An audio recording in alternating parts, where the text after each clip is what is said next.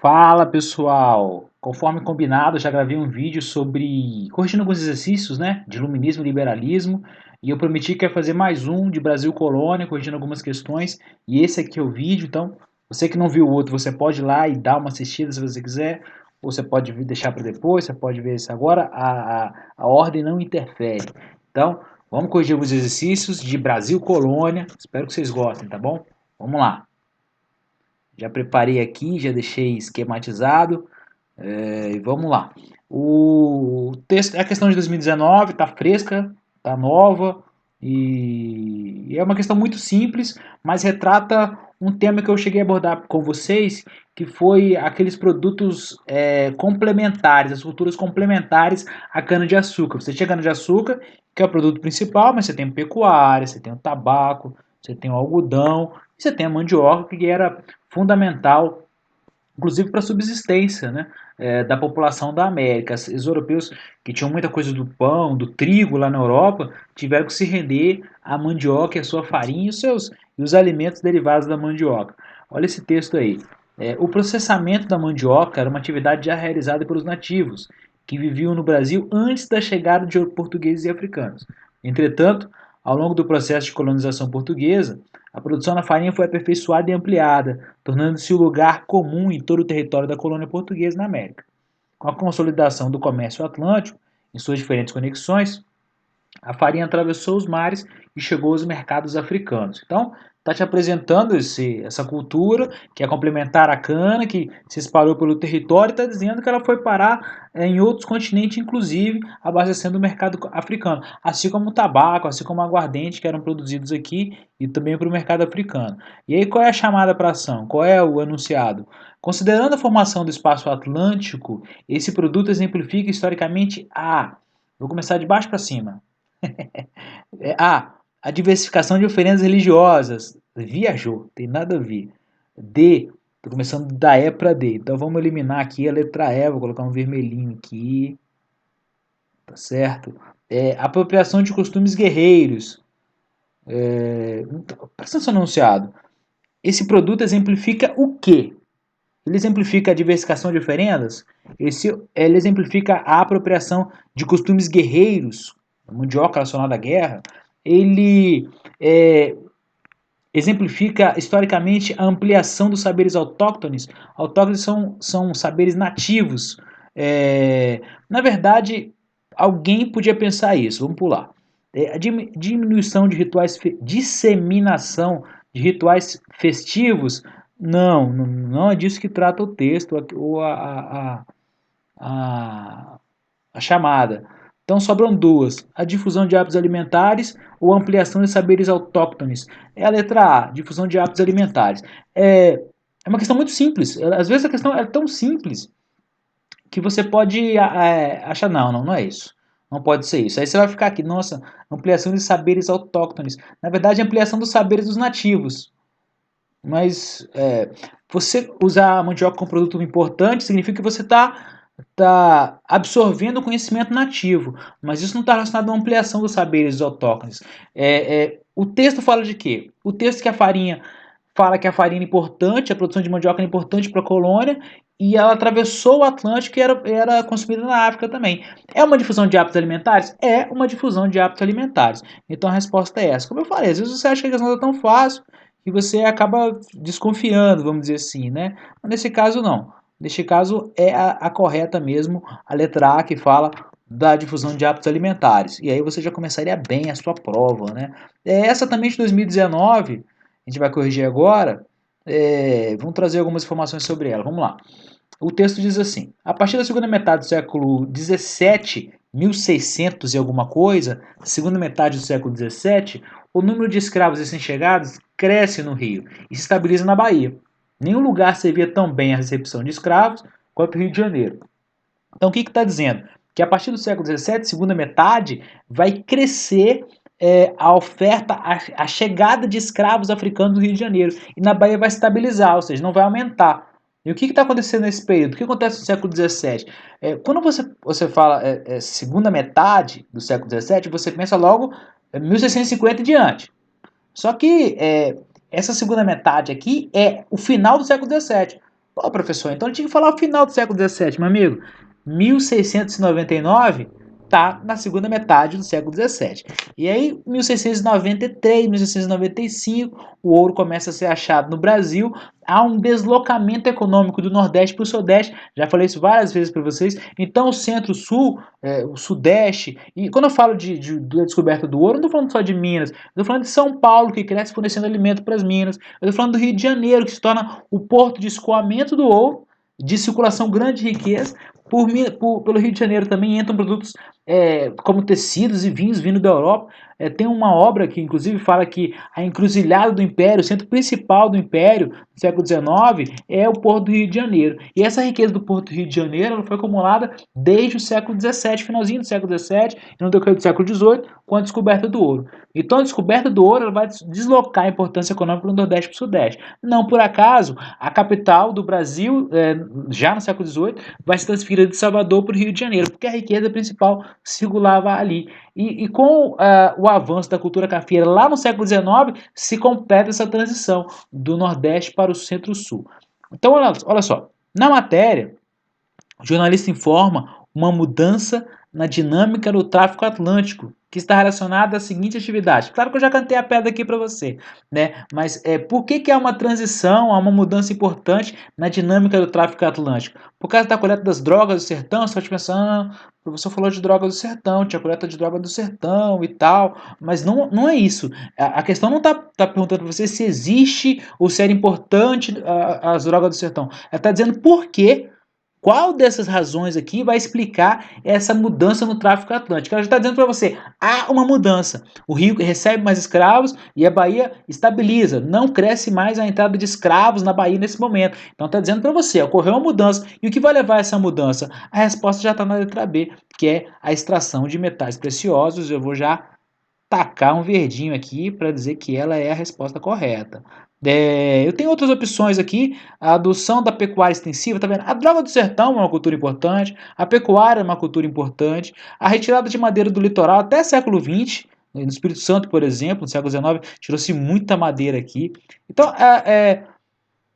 essa questão, ela trata justamente daquilo que a gente abordou muito, né? Das drogas do sertão, da interiorização, da descoberta do ouro, mas dessas culturas, a que exige uma grande quantidade de mão de obra e que vai fazer o rio receber mais escravos, a cultura da extração do ouro é que vai levar a esse processo. Então, a resposta dessa aqui é a letra B. Nós já vamos agora para a questão 4. A questão 4, eu pulei a 3, né? A questão 4 ela tem uma imagem, não sei se tá bom aí para você ver, se a resolução tá legal. São escravos num ambiente urbano, a um ambiente de comércio. Já tratei isso com vocês também, das diferenças entre a escravidão e o ambiente rural, no qual a escravidão se inseria, e o ambiente urbano, as peculiaridades da escravidão no ambiente urbano. Essa imagem, se você não estiver vendo bem, você pode consultar, é do Debré, e aí você pode jogar assim na internet, escravos de aluguel, que aí você vai achar essa imagem. Então tá aí essa imagem. Vamos descer aqui um pouquinho. Espero que você esteja conseguindo ver. Eu tô falando isso toda hora porque eu não sei se você está conseguindo ver, porque para mim aqui também não tá tão boa. Mas enfim, você coloca assim, escravidão urbana no Google, vai aparecer um monte de imagem. Coloca escravidão urbana Debré. Igual está escrito aqui, ó, Debré. Ou então escravidão urbana Rugendas. E aí deve aparecer imagens de escravidão para vocês. Mas enfim, a imagem retratada retrata uma cena da vida cotidiana dos escravos urbanos do século XIX. Até foge um pouquinho de colônia, mas eu escolhi essa porque acaba focando naquilo que a gente já conversou, né? Lembrando, agora em negrito, lembrando, eu trocaria esse lembrando por um considerando, se eu fosse o responsável por essa questão. Considerando que as atividades desempenhadas por esses trabalhadores eram diversas, os escravos de aluguel representados na pintura. Então, ele já está dizendo para você, esses escravos urbanos são escravos de aluguel. O que é um escravo de aluguel? Expliquei para vocês, né? Escravo de aluguel é um senhor detém um escravo e não usa aquele escravo naquele momento porque não tem terras ou porque, vamos supor que um padeiro tem uma padaria e um escravo ajuda ele a fazer os pães e esse padeiro faliu. e ele não tem mais utilidade para escravo, mas escravo é um bem dele, é uma propriedade dele. Então o que ele faz? Ele aluga esse escravo para uma outra pessoa, um outro senhor, que vai colocar aquele escravo para fazer desempenhar uma outra atividade, e aí mensalmente vai pagar o aluguel. Assim como você aluga um carro, aluga uma casa e paga o proprietário, infelizmente. O escravo era uma propriedade naquele momento, infelizmente o escravo era alugado e não recebia um salário. É diferente do escravo de ganho, que um escravo que recebe gorjeta, é diferente do escravo de aluguel. O escravo de ganho é um escravo que corta cabelo, um escravo barbeiro, corta cabelo e ganha algumas moedas a cada corte. Ou um escravo, dando o exemplo da padaria, né? Um escravo de um padeiro que sai para entregar pães e pode ganhar gorjeta, ou ganha por número de entregas, enfim. Isso é um escravo de ganho. O escravo de aluguel, não. O escravo de aluguel, um senhor aluga para outro senhor e recebe um pagamento pelo aluguel daquele escravo. Diante de tudo que eu falei, a questão fica fácil, né? Os escravos de aluguel representados na pintura, letra A, vendiam a produção da lavoura, cafeeira, para os moradores da cidade. Não. Trabalhavam nas casas, deixa eu marcando aqui de vermelho, seguindo o padrão. Trabalhavam nas casas de seus senhores e acompanhavam as donzelas na rua. Não, não. Ah, mas um ou outro escravo podia ter se alugado para isso, mas não era habitual. Realizavam trabalhos temporários em troca de pagamento para os seus senhores. Será? Será? Letra D. Eram autônomos, sendo contratados por outros senhores para realidades comerciais. Não, não existia escravo autônomo. Se você é escravo, você perde a autonomia, você não é autônomo. É um paradoxo, não dá para ser assim. Letra E. Aguardavam a sua própria venda após desembarcar no porto. Essa aqui também é aquela situação, não tem mais o que inventar, tem que inventar 5 alternativas ou colocar uma aqui nada a ver. E sobrou a letra C. Realizavam trabalhos temporários em troca de pagamento para os seus senhores. O escravo de aluguel, quem recebia o pagamento do aluguel era o senhor. Então o senhor alugava outro escravo e pagava aquele senhor, pagava ao dono um valor X para aquele aluguel. Então essa aqui, a resposta é a letra C. Vou colocar de verde aqui, tá bom? Vamos lá, colocar de verde, tudo certo. A próxima também é tranquilo. Então, olha só, são dois textos. No princípio do século XVII, 1600 e pouco, era bem insignificante e quase miserável a vila de São Paulo. João de Laé dava-lhe 200 habitantes, ou seja, ele estimava que tinha 200 moradores lá em São Paulo, entre portugueses e mestiços, e em 100 casas. A Câmara, em 1606, informava que eram 190 moradores, dos quais 65 andavam miseados, ou seja, andavam escondidos da justiça. Então, qual o retrato que a gente tem de São Paulo no princípio do século XVI? XVII, perdão, uma vila com pouca gente, uma vila com poucos habitantes, 200 e poucos habitantes. Muito pouco se você considerar que São Paulo é uma grande metrópole, enfim, uma metrópole de proporções mundiais hoje. O segundo texto diz o seguinte: na época da invasão holandesa, Olinda era a capital e a cidade mais rica de Pernambuco. Cerca de 10% da população, calculada em aproximadamente 2.000 pessoas, dedicava-se ao comércio, com o qual muita gente fazia fortuna. Cronistas da época afirmavam que os habitantes ricos de Olinda viviam no maior luxo. Então, qual é o retrato de São Paulo? Pobreza, pouca população. Qual é o retrato de Olinda por esse texto? População grande, elite vivendo do comércio com muito luxo. São 2.000 pessoas estimadamente que viviam lá. Aí você pode falar, poxa, mas 2.000 pessoas também não é muita coisa. Mas é 10 vezes mais do que a população de São Paulo. E se você te perguntar hoje quem é mais poderosa, mais rica, Olinda ou São Paulo? São Paulo vai ser muito mais. Então São Paulo tinha 10 vezes menos população que Olinda, e hoje São Paulo é muito maior. E aí você vê que há um processo de inversão no poder econômico aí. Então vamos lá. Os textos acima retratam, respectivamente, São Paulo e Olinda no início do século XVII. Na verdade, essa parte negrita vai falar o que eu já abordei. Quando Olinda era maior e mais rica, São Paulo. Perdão, vou começar a ler de novo, que eu fui fazer graça e li errado. Então vamos lá. Os textos acima retratam, respectivamente, São Paulo e Olinda, no início do século XVII, quando Olinda era maior e mais rica. Acabei de falar. São Paulo é atualmente a maior metrópole brasileira e uma das maiores do planeta. Essa mudança deveu-se essencialmente ao seguinte fator econômico. Então a questão está falando que foi um fator e que foi um fator econômico, você já sabe disso. E aí vamos ver qual fator que vai ser responsável por essa transição, por essa mudança. Letra A. Maior desenvolvimento do cultivo da cana-de-açúcar no Planalto de Piratininga do que na zona da Mata Nordestina. Está falando do quê? Que o açúcar se deu melhor em São Paulo do que no Nordeste. Não, não nesse momento. Hoje São Paulo é um grande produtor canavieiro, mas na colônia não era bem assim não. O Nordeste se deu muito melhor na produção canavieira do que o Sudeste. Letra B. Atraso do desenvolvimento econômico da região de Olinda e Recife, associado à escravidão inexistente em São Paulo. Eu estou falando que a escravidão ela é inexistente em São Paulo. Só por aí eu já eliminava, mas ela está toda errada de cabo a rabo, do início ao fim. Letra C. Avanço da construção naval em São Paulo. Poxa, o cara tá achando vocês com um cara de bocó, hein? As alternativas estão muito malucas. Você já elimina aqui. Letra D. O desenvolvimento sucessivo da economia mineradora, cafeicultora e industrial no Sudeste. Olha que bonitinho. Vamos ver a E.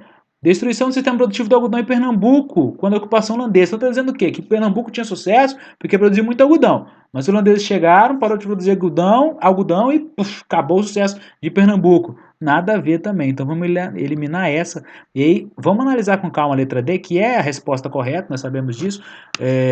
Vamos ler com calma. Vamos por partes, né? Igual o açougueiro. Olha lá. Desenvolvimento sucessivo, uma coisa após outra, de quê? Economia mineradora, já tratei uma outra questão anterior, que a economia mineradora ela começa a transição da riqueza do Nordeste para o Sudeste. Então, desenvolvimento da economia mineradora, depois da cafeicultura, aí já é século XIX, e também vai acentuar esse distanciamento São Paulo e o restante do país, São Paulo e Nordeste. Então você tem o ouro que leva o centro do poder para o Sudeste, depois você tem o café, e aí, atrelado ao café, e a geração de riqueza e a proximidade da capital e do poder político, há também uma industrialização no Sudeste. Então, primeiro o ouro, depois o café, depois a centralização, tudo isso vai contribuir para esse afastamento que nós vemos no presente, de São Paulo em relação a Olinda, de São Paulo muito mais rica que Olinda. Na colônia, nos dois primeiros séculos, sinônimo de riqueza, sinônimo de poder, sinônimo de progresso, de prosperidade era o Nordeste. Se eu chegasse para você na colônia e perguntasse qual a região mais rica do Brasil, na colônia a região mais rica do Brasil era o Nordeste. E aí quando você descobre o ouro, a transição começa e o Sudeste vai tomar esse lugar que era do Nordeste. Tá bom? Espero que você tenha gostado. Eu me empolguei um pouco, né? Falei um pouco alto, perdão, mas eu acho que eu fico meio emocionado em História do Brasil. Tá bom? Abraço. Pô, curte o vídeo aí, segue o canal, né? Dá aquela força, pô. É nóis. Até mais. Tchau, tchau.